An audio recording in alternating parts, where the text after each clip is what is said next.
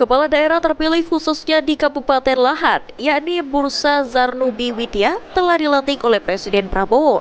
Dengan pelantikan ini, Lahat telah memiliki pemimpin guna memimpin Lahat 5 tahun ke depan.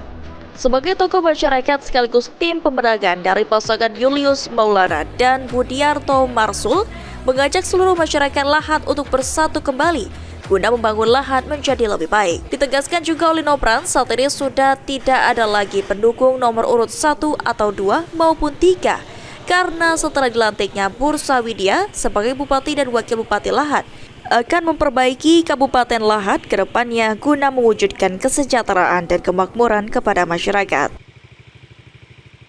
Kita tidak ada lagi istilah pasangan nomor 1, nomor 2, nomor 3. Sekarang setelah nantinya Pak Bursa dan Ibu Widya sebagai Bupati dan Wakil Bupati, beliau adalah pemimpin Kabupaten Lahat.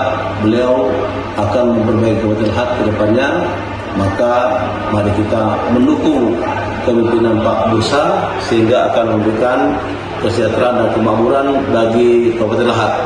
Dan kita juga sebagai masyarakat Kabupaten Lahat bisa memberikan kritisi, memberikan masukan sehingga akan membuat Lahat lebih baik lagi dan akan membuat Lahat lebih maju sesuai dengan slogan dari Pak Bursa dan Ibu Widya, yaitu membangun desa. Tim Liputan PAL TV.